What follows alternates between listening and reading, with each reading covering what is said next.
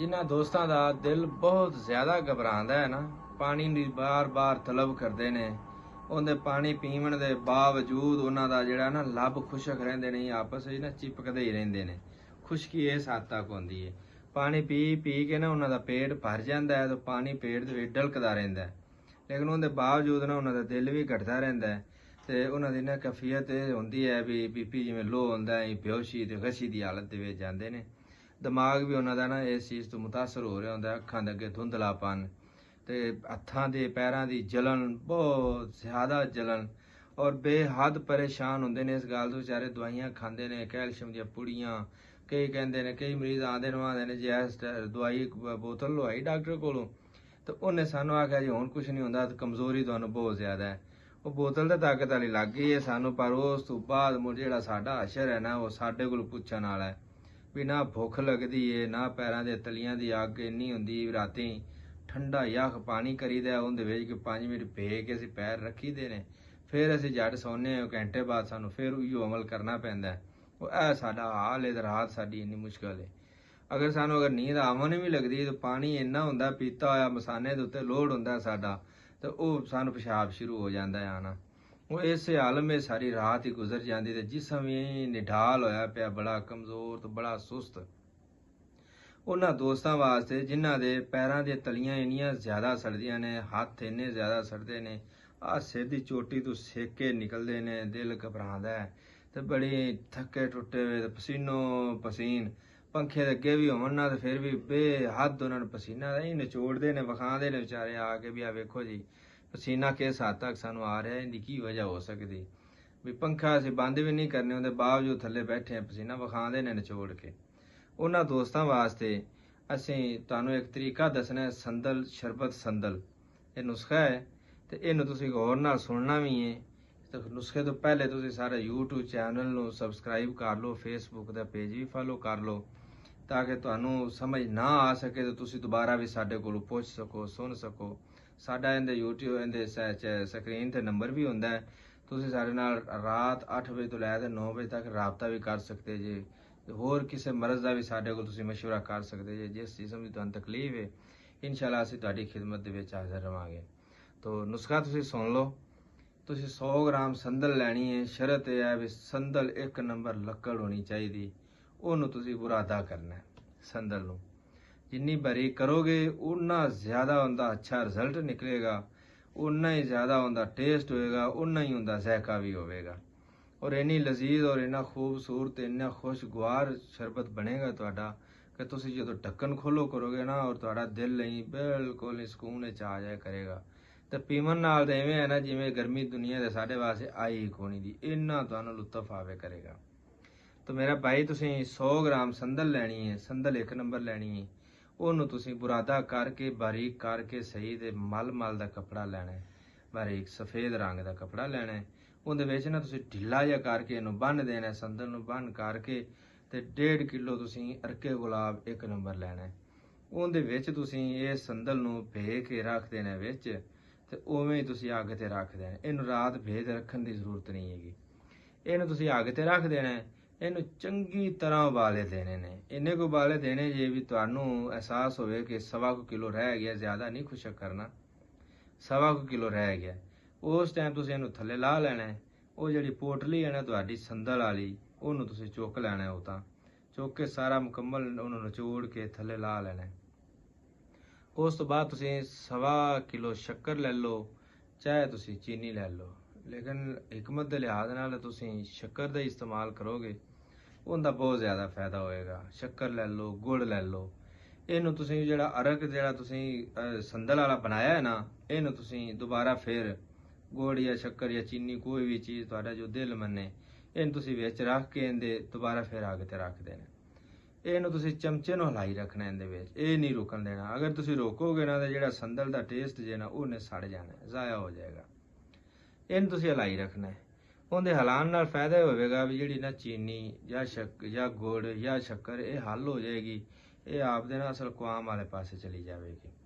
ਜਦੋਂ ਇਹਨੂੰ ਬਾਰ-ਬਾਰ ਪਕਦਾ ਰਹੇ ਸੀ, ਕੋਈ 10-15 ਮਿੰਟ ਲੱਗ ਜਾਣ, 20 ਮਿੰਟ ਲੱਗ ਜਾਣ, 25 ਲੱਗ ਜਾਣ, ਇੰਨੇ ਮਿੰਟਾਂ ਦੇ ਵਿੱਚ ਇਹ ਤਿਆਰ ਹੋ ਜਾਂਦਾ ਹੈ। ਉਹ ਅੱਗ ਦਾ ਟੈਂਪਰੇਚਰ ਹੁੰਦਾ ਜਿੰਨਾ ਦੇ ਸਕੋ ਉਸ ਹਿਸਾਬ ਨਾਲ, ਫਿਰ ਉਹ ਟਾਈਮ ਵੀ ਉਹਨਾਂ ਵੱਧ ਜਾਂਦਾ, ਉਹਨਾਂ ਘੱਟ ਜਾਂਦਾ। ਕਵਰ ਅੱਛਾ ਹੋ ਜਾਂਦਾ ਹੈ। ਇਹਨੂੰ ਤੁਸੀਂ ਸੰਦਲ ਨੂੰ ਜਿਸਲੇ ਵੇਖੋ ਨਾ ਵੀ ਹੁਣ ਇਹਦਾ ਕੁਆਮ ਤਿਆਰ ਹੋ ਗਿਆ, ਕਣੀ ਤੇ ਆਣ ਵਾਲਾ ਹੈ, ਬਸ ਐਵੇਂ 2 ਮਿੰਟ ਹੋਰ ਨੇ, 2 ਵਾਲੇ ਆਣੇ ਨੇ, ਤੇ ਫਿਰ ਇਹਨੂੰ ਥੱਲੇ ਲਾ ਲੈਣਾ। ਤੁਸਾਂ ਇਹਨੂੰ ਉਸ ਟਾਈਮ ਇਹਦੇ ਵਿੱਚ ਕੋਈ 1 ਪਾਈਆ ਸਵਾ ਇਹਦੇ ਵਿੱਚ ਦੁੱਧ ਪਾਣਾ ਹੈ। ਇਸ ਸ਼ਰਬਤ ਦੇ ਵਿੱਚ ਦੁੱਧ ਇਸ ਵਾਸਤੇ ਪਾਣਾ ਹੈ ਕਿ ਜਿਹੜੀ ਤੁਸੀਂ ਸੰਦਲ ਦੀ ਲੱਕੜ ਇਹਦੇ ਵਿੱਚ ਆਈ ਹੈ ਨਾ, ਉਹਦੇ ਉੱਤੇ ਉਹਦੇ ਜ਼ਾਤੀ ਅਸਰਾਤ ਹੁੰਦੇ ਨੇ ਲੱਕੜੀ ਦੇ। ਦੁੱਧ ਜਦੋਂ ਇਹਦੇ ਵਿੱਚ ਜਾਵੇਗਾ ਤੇ ਇਹਦਾ ਕੁਆਮ ਨਿਖਰ ਜਾਵੇਗਾ, ਉਹ ਮੈਲ ਬਣ ਕੇ ਨਾ ਸਾਰੀ ਉਹ ਉਹਦੇ ਉੱਤੇ ਆ ਜਾਸੀ। ਤੁਸੀਂ ਉਹ ਕਾਫ ਨਾਲ ਨਾ ਚਮਚਾ ਜਿਹੜਾ ਬਰੀਕ ਸੁਰਾਖਾਂ ਵਾਲਾ ਉਹਦੇ ਨਾਲ ਤੁਸੀਂ ਉੱਤੋਂ ਮੈਲ ਜਿਹੜੀ ਨਾ ਨਿਤਾਰਦਾ ਰਹਿਣਾ। ਜਦੋਂ ਮੈਲ ਸਾਰੀ ਨਿਤਰ ਜਾਏਗੀ ਨਾ ਤੇ ਜਿਹੜਾ ਪਿੱਛੇ ਰਹਿ ਜਾਏਗਾ ਨਾ ਸ਼ਰਬਤ, ਉਹ ਮੈਲ ਵੀ ਨਿਕਲ ਆਏਗੀ, ਤੁਹਾਡਾ ਸ਼ਰਬਤ ਵੀ ਤਿਆਰ ਹੋ ਜਾਵੇਗਾ। ਔਰ ਸ਼ਰਬਤ ਇੰਨਾ ਖੂਬਸੂਰਤ ਹੋਏਗਾ, ਬਿਲਕੁਲ ਸ਼ੀਸ਼ੇ ਤਰ੍ਹਾਂ ਚਮਕਦਾ ਹੋਵੇਗਾ, ਐ ਵੇਖਣ ਨੂੰ ਵੀ ਦਿਲ ਖੁਸ਼ ਹੋਏਗਾ। ਯਾਦ ਰੱਖਿਆ ਜੇ ਉਸ ਟਾਈਮ ਤੁਸੀਂ ਉਹ ਜਿਹੜਾ ਸ਼ਰਬਤ ਤਿਆਰ ਕੀਤਾ ਹੈ ਨਾ, ਤੁਹਾਡਾ ਤਿਆਰ ਹੋ ਗਿਆ, ਤੁਸੀਂ ਥੱਲੇ ਲਾ ਲਿਆ, ਇਹ ਤੁਸੀਂ ਸਵੇਰ ਸ਼ਾਮ 2 ਟਾਈਮ 2 ਤੋਲੇ 4 ਚਮਚ ਤੁਸੀਂ ਉਹਦੇ 1 ਗਲਾਸ ਪਾਣੀ ਵਿੱਚ ਹੱਲ ਕਰਕੇ ਤੁਸੀਂ ਸਵੇਰ ਪੀਓ, ਤੁਸੀਂ ਸ਼ਾਮ ਪੀਓ। ਸਵੇਰ ਤੋਂ ਲੈ ਤੇ ਸ਼ਾਮ ਤਾਈਂ ਕੋਈ ਪਰੇਸ਼ਾਨੀ ਨਹੀਂ, ਸ਼ਾਮ ਤੋਂ ਲੈ ਤੇ ਸਵੇਰ ਤੱਕ ਤੁਹਾਡੇ ਨਾਲ ਦਿਲ ਘਬਰਾਉਂਦਾ, ਨਾ ਤੁਹਾਡਾ BP ਹਾਈ ਹੁੰਦਾ, ਨਾ ਮੇਰਾ ਭਾਈ ਤੁਹਾਡਾ BP ਲੋ ਹੁੰਦਾ, ਨਾ ਤੁਹਾਨੂੰ ਪਸੀਨਾ ਆਉਂਦਾ। ਅੱਲਾ ਦੇ ਹੁਕਮ ਨਾਲ ਪਹਿਲੇ ਦਿਨ ਪਹਿਲੀ ਖੁਰਾਕ ਨਾਲ ਅੱਲਾ ਦੇ ਹੁਕਮ ਨਾਲ ਤੁਸੀਂ ਬਿਲਕੁਲ ਆਦੇ ਆਪ ਨੂੰ ਬੜਾ ਈਜ਼ੀ ਮਹਿਸੂਸ ਕਰੋਗੇ, ਔਰ ਬੜਾ ਤੁਸੀਂ ਖੁਸ਼ਗਵਾਰ ਮੂਡ ਦੇ ਵਿੱਚ ਤੁਹਾਡਾ ਦਿਨ ਗੁਜ਼ਰੇਗਾ। ਖੁਸ਼ਬੂ ਬਹੁਤ ਪਿਆਰੀ ਹੋਏਗੀ, ਜ਼ਾਇਕਾ ਬੜਾ ਪਿਆਰਾ ਹੋਏਗਾ, ਔਰ ਤੁਹਾਡੇ ਪਸੀਨੇ 'ਚ ਜਿਹੜੀ ਬਦਬੂ ਆਉਂਦੀ ਇਹ ਬਿਲਕੁਲ ਨਹੀਂ ਆਵੇਗੀ।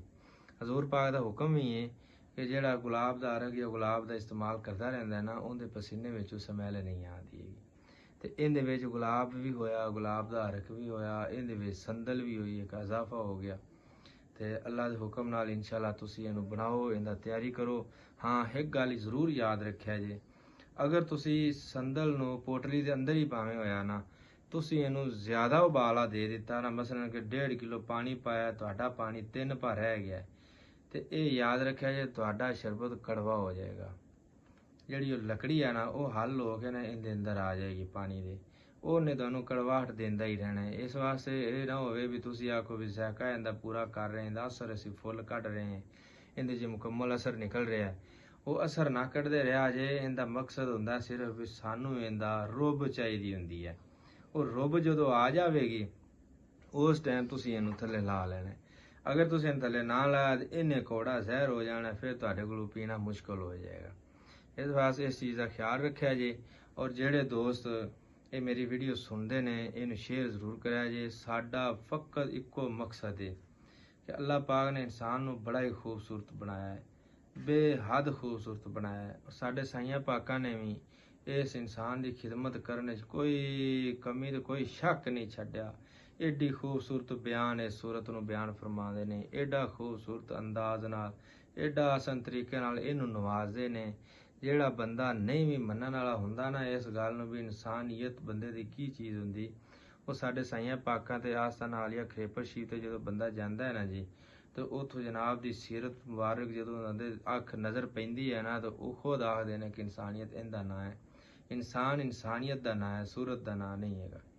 ਇਸ ਵਾਸਤੇ ਕੋਈ ਹਰ ਹਾਲ ਦੇ ਵਿੱਚ ਤੁਸੀਂ ਜਿਹੜਾ ਸਕੂਨ ਸਾਈਆਂ ਪਾਕਾਂ ਨੇ ਜੋ ਸਕੂਨ ਦੀ ਸਬਕ ਦਿੱਤਾ ਹੈ ਨਾ, ਉਹ ਫਕਤ ਇੱਕੋ ਹੀ ਸਬਕ ਹੈ ਕਿ ਜਿਹੜਾ ਇਨਸਾਨ ਹੈ ਨਾ, ਇਹਦੀ ਬੇਅਦਬੀ ਨਾ ਕਰਿਆ ਜੇ, ਇਹ ਸੂਰਤ ਦੀ ਬੇਅਦਬੀ ਨਾ ਕਰਿਆ ਜੇ। ਕੋਈ ਬੰਦਾ ਤੁਹਾਡੇ ਨਾਲ ਕਰ ਵੀ ਲਵੇ ਨਾ, ਤਾਂ ਤੁਸੀਂ ਸਬਰ ਰੱਖਿਆ ਜੇ, ਤੁਸੀਂ ਹੌਸਲਾ ਰੱਖਿਆ ਜੇ।